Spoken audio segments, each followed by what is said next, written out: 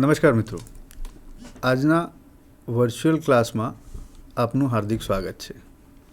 આજે આપણે આઈટીઆઈની અંદર ચાલતા ડ્રાફ્ટમેન સિવિલ ટ્રેડના વાર્નિશ વિષય જાણીશું. વાર્નિશ એ રેઝિન, ઓઇલ, આલ્કોહોલ અથવા ટર્પેન્ટાઇનનું સંયોજન છે. ઉપયોગમાં લેવાતા રેઝિનના આધારે વાર્નિશના પ્રકાર બને છે. સપાટી ઉપરથી ઓઇલ અને સોલ્વન્ટ સુકાઈ જાય છે અને તેની મિશ્રિત બીજા સોલિડ ટ્રાન્સપરન્ટ ફિલ્મ સપાટી ઉપર બનાવે છે. વાર્નિશ બનાવવા માટે ઉપયોગમાં લેવાતા મટીરિયલ્સ વિશે આપણે સમજીએ તો એની અંદર બે અલગ અલગ છે. એક રેઝિન અને બાજુમાં છે તે સોલ્વન્ટ. હવે રેઝિનની અંદર અલગ અલગ મટીરિયલમાં આપણે જોઈએ તો 1 નંબર પર અંબર, કોપર, ઘમ અને એનાઇમનો ઉપયોગ રેઝિનની અંદર થાય છે. એ જ રીતે બીજા નંબર ઉપર કોમન રેઝિન, ઘમ, ડેમર અને મેસ્ટિકનો ઉપયોગ થાય છે. 3 નંબર લાખ, સેલાર્ક અને સેન્ડાર્ક એનો ઉપયોગ કરવામાં આવે છે. ચોથા નંબરે જોઈએ તો રો કોપર, સસ્તા પ્રકારના રેઝિનનો પણ ઉપયોગ કરવામાં આવે છે. એ જ પ્રમાણે સોલ્વન્ટની અંદર બોઇલ્ડ લિઝર્ડ ઓઇલનો ઉપયોગ થાય છે અને બીજા નંબરે ટર્પેન્ટાઇનનો ઉપયોગ થાય છે. 3 નંબરની અંદર મિથિલેટેડ સ્પિરિટનો ઉપયોગ કરવામાં આવે છે, જ્યારે 4 નંબરની અંદર વનસ્પતિજન્ય નેફ્તાનો ઉપયોગ પણ કરી શકાય છે. લાકડાની સપાટી ઉપર રક્ષાત્મક પડ વાર્નિશ દ્વારા બને છે અને તેની સપાટી ચમકે છે. સપાટીઓ ઉપર વાર્નિશનો હેતુ એટલે લાકડાની સપાટી ઉપર વાર્નિશ કેમ લગાવવામાં આવે છે તે વિશે આપણે સમજીએ તો 1 નંબર લાકડાની સપાટી ઉપરના કણો દેખાવ ચમકાવે છે.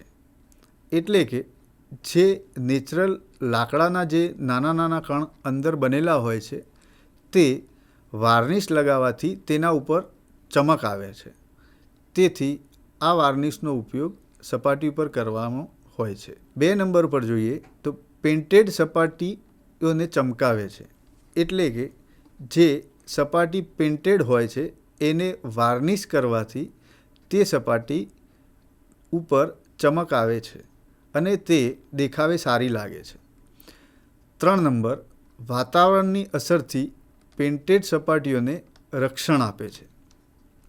અગાઉ આપણે જોયેલું છે એ પ્રમાણે કે પેઇન્ટ કરેલી સપાટી ઉપર વાર્નિશ લગાવીએ એટલે તેના ઉપર વાતાવરણની અસર બહુ જ ઓછી અને અમુક સમયે જો સારા વાર્નિશ ઉપયોગ કરવામાં આવે તો વાતાવરણનો અસર તેના ઉપર થતી હોતી નથી, જેથી જે તે સપાટી ઉપર તેને રક્ષણ મળે છે.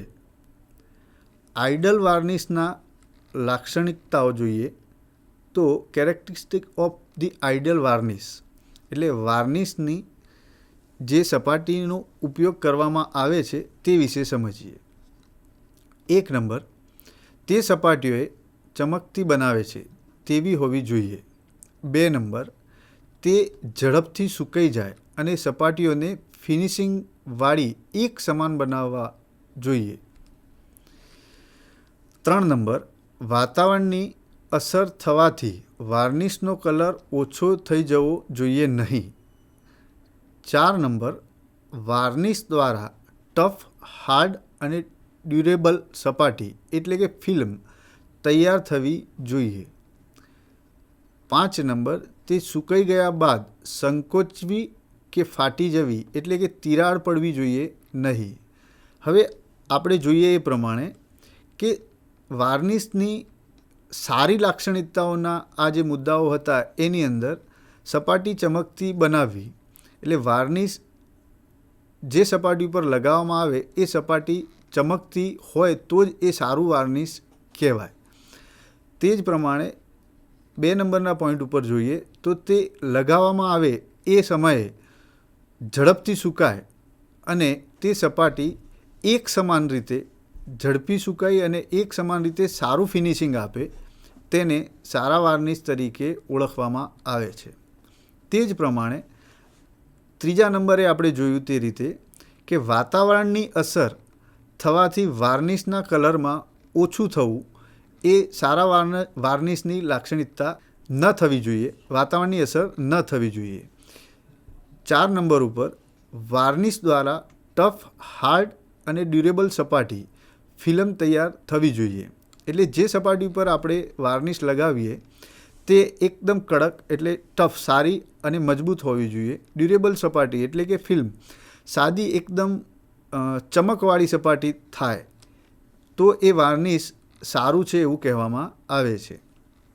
તે જ પ્રમાણે 5મા નંબરે જોયું તે રીતે તે સુકાઈ ગયા બાદ સંકોચવી કે ફાટવી ન જોઈએ. એટલે કે જે સરફેસ ઉપર આપણે લગાવીએ છીએ, જે સપાટી ઉપર આપણે લગાવીએ છીએ તે વાર્નિશ એવું હોવું જોઈએ કે સંકોચન ન પામવું જોઈએ. જો સંકોચન પામે તો તેનો દેખાવ ખરાબ લાગતો હોય છે. તદુપરાંત ફાટી જાય અને તિરાડો પડી જાય તો પણ એ ખરાબ લાગતું હોય છે. એટલે એ રીતની વાર્નિશનો ઉપયોગ કરવામાં આવે તો એની લાક્ષણિકતા સારી ગણવામાં આવતી નથી. હવે વાર્નિશ નીચે મુજબ લગાવવામાં આવે છે, એટલે એ કઈ રીતે લગાવવું એ વિશે આપણે જાણીએ. તો એક સપાટી બનાવવી, એટલે વાર્નિશ જે સપાટી ઉપર લગાવવાનું છે એ સપાટી કેવી રીતે તૈયાર કરવી અને પછી એના ઉપર વાર્નિશ લગાવવું એ વિશે આપણે સમજીએ.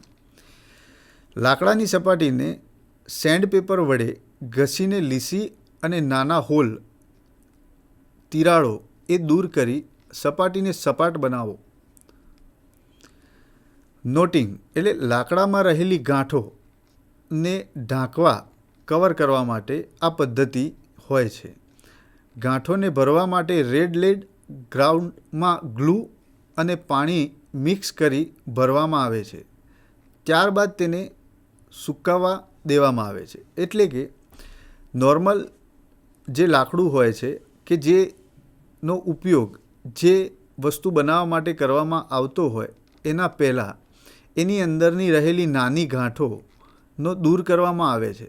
અમુક વધારે પડતી મોટી ગાંઠ હોય કે મોટી તિરાડ હોય તો એ ગાંઠની અંદર રેડલેટ ગ્રાઉન્ડમાં ગ્લુ અને પાણીનું મિક્સ કરી તેની અંદર ભરી દેવામાં આવે છે અને એ સૂકવવા દેવામાં આવે છે.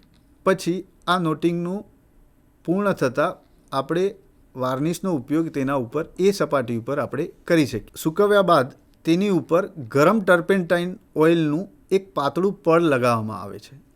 ત્યારબાદ મિથિલેટેડ સ્પિરિટ અથવા તો વાઇનમાં સેલોક મિક્સ કરીને તેના 2 કોટ કરવામાં આવે છે. સ્ટોપિંગ એટલે કે લાકડાની સપાટીને ફરીથી સેન્ડપેપર વડે ઘસવામાં આવે છે. સપાટીને ઘસતા પહેલાં તેની ઉપર ગરમ વીક ગ્લુ લગાવવામાં આવે છે. વાર્નિશ કોટ એટલે વાર્નિશના 2 કોટ લગાવવામાં આવે છે. પ્રથમ કોટ એ સુકાયા બાદ બીજો કોટ લગાવવો જોઈએ કે જેથી વાર્નિશની ફિનિશિંગ સારી રહે અને તેની ચમક સારી મળે. વાર્નિશના પ્રકાર વિશે આપણે જાણીએ તો વાર્નિશના પ્રકારનું વર્ગીકરણ ઓઇલ, સ્પાર, ફ્લેટ, સ્પિરિટ, અસ્ફાલ્ટ વાર્નિશ તરીકે છે. એની અંદર પહેલું આપણે ઓઇલ વાર્નિશની વિશે સમજીએ. લિન્ડ્સ ઓઇલનો ઉપયોગ ઓઇલ વાર્નિશ તરીકે થાય છે. તેને 24 કલાક સુકાવા દેવું પડે છે. એટલે કે જે ઓઇલ વાર્નિશનો ઉપયોગ કરવામાં આવે એ સપાટીને લગાવ્યા બાદ 24 કલાક માટે સુકાવા દેવી પડે છે. અંબર અને કોપાલ જેવા સખત રેઝનિલનો લીડ્સ ઓઇલમાં મિક્સ કરવામાં આવે છે. જો વાર્નિશ ઉપયોગમાં લઈ શકાય તેવું ના હોય તો તેમાં થોડાક પ્રમાણમાં ટર્પેન્ટાઇન ઓઇલ ઉમેરવામાં આવે છે. ઇન્ટિરિયર અને એક્સટિરિયર કામમાં તેનો ઉપયોગ કરવામાં આવે છે. સ્પાર વાર્નિશ તે સ્પાર અને શિપના ભાગ ઉપર લગાવવામાં આવે છે. તેનું નામ તેથી આ રીતે સ્પાર વાર્નિશ તરીકે ઓળખાય છે. તે હૂંફાળી ઋતુમાં સ્ટીકી સેક્શન આપે છે. ઇન્ટિરિયર જગ્યાએ તેનો ઉપયોગ કરવામાં આવતો નથી. ફ્લેટ વાર્નિશ વેક્સ મેટાલિક બારીક સિલિકાને વાર્નિશમાં મિક્સ કરીને બનાવવામાં આવે છે. તે સુકાયા બાદ ડલ દેખાવ આપે છે. તેથી તે ફ્લેટ વાર્નિશ તરીકે ઓળખવામાં આવે છે. સ્પિરિટ વાર્નિશ લાખ અને શેલાર્કને સ્પિરિટમાં બરોબર મિક્સ કરવામાં આવે છે. ફ્રેન્ચ, પોલિશ, લકર અને શેલાર્ક વાર્નિશ એ તેના ઉદાહરણો છે. તે ઝડપથી સુકાઈ જાય છે. વાતાવરણની અસર થાય છે. તે ટકાઉ નથી, એટલે કે સ્પિરિટ લેવલ વપરાશમાં ઓછો હોય છે. જનરલી જે વાર્નિશનો ઉપયોગ કરવામાં આવે એ લાકડાની કે જે સપાટી હોય તેને રક્ષાત્મક રીતે કામ કરે અને સારું દેખાવ આપે એના માટે છે. પણ સ્પિરિટ વાર્નિશ એક એવું છે કે તેના ઉપર વાતાવરણની જલ્દી અસર થાય છે અને તે ટકાઉ નથી, એટલે તેનો વપરાશ મહદઅંશે કરી શકાય છે. અસ્ફાલ્ટ વાર્નિશ અસ્ફાલ્ટ વાર્નિશ પીગળાયેલા સખત અસ્ફાલ્ટને લીડ્સ ઓઇલની થિનર સાથે ટર્પેન્ટાઇન કે પેટ્રોલિયમ સ્પિરિટમાં મિક્સ કરવામાં આવે છે. તે ફેબ્રિકેટેડ સ્ટીલ વર્ક ઉપર લગાવવા માટે ઉપયોગમાં લેવામાં આવે છે. ફેબ્રિકેટેડ સ્ટીલ એટલે કે કોઈ આઉટર સાઇડના જાળી કે વેન્ટિલેશનની જાળી કે મોટી એલિવેશન જાળી હોય તો એની અંદર ફેબ્રિકેશન કામ એટલે ફેબ્રિકેશન સ્ટીલ કે મેઇન ગેટ હોય, કોઈ દરવાજો હોય, કોઈ કમ્પાઉન્ડના મેઇન ગેટનું ફેબ્રિકેશન સ્ટીલ હોય, એના ઉપર આ અસ્ફાલ્ટ વાર્નિશનો ઉપયોગ કરવામાં આવે છે. હવે વોટર વાર્નિશ શેલાર્કને ગરમ પાણીમાં જરૂરી જથ્થામાં એમોનિયા, બોરેક્સ, સોડા અથવા પોટાશ ઉમેરીને બનાવવામાં આવે છે. નકશા અને પિક્ચરોને બનાવવા આ વાર્નિશનો ઉપયોગમાં લેવામાં આવે છે.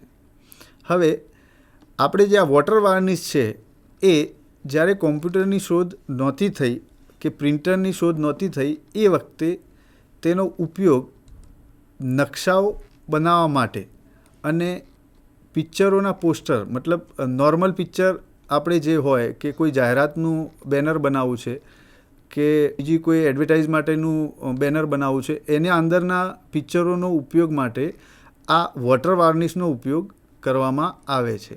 અને નકશાની અંદર નકશા એટલે કે જમીનને લગતા કોઈ નકશા હોય, સેટેલાઇટને લગતા કોઈ નકશા હોય, મકાનો કે બિલ્ડિંગને લગતા કોઈ નકશા હોય તો એના ઉપયોગ એટલે મતલબ એનું છાપકામ કરવા માટે આ વોટર વાર્નિશનો ઉપયોગ કરવામાં આવે છે.